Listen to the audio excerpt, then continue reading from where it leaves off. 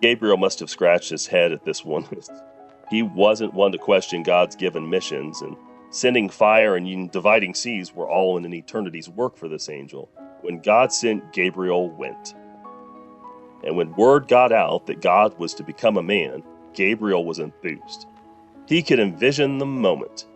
The Messiah in a blazing chariot, the king descending on a fiery cloud, an explosion of light from which the Messiah would emerge. That's what he expected, but what he never expected, however, was a slip of paper with a Nazarene address. God will become a baby, it read. Tell the mother to name the child Jesus. Tell her not to be afraid. Gabriel was never one to question, but this time he had to wonder. God will become a baby. Gabriel remembered what baby Moses looked like. That's okay for humans, but God? The heavens can't contain him. How could a body? Besides, have you seen what comes out of those babies? Hardly befitting the creator of the universe to imagine a mother burping God on her shoulder. Why, that was beyond even what an angel could imagine. And what of this name, Jesus? Such a common name. There's a Jesus in every cul-de-sac. Come on, even Gabriel had more punch to it than Jesus. Call the baby Eminence or Majesty or Heaven Sent. Anything but Jesus. So Gabriel scratched his head. But he had his orders. Take the message to Mary.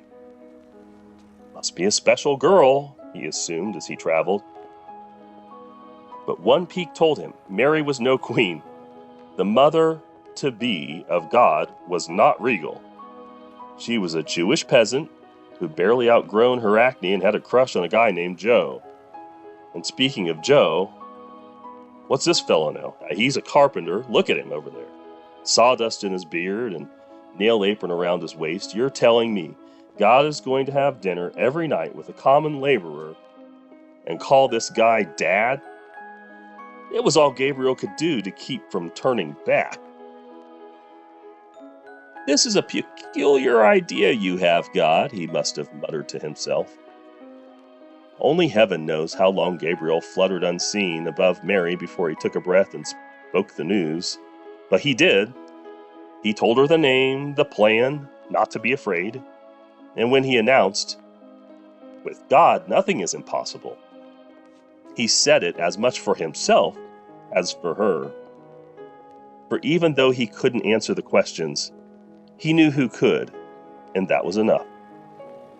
And even though we can't answer them all, taking time to ask just a few could be a good start.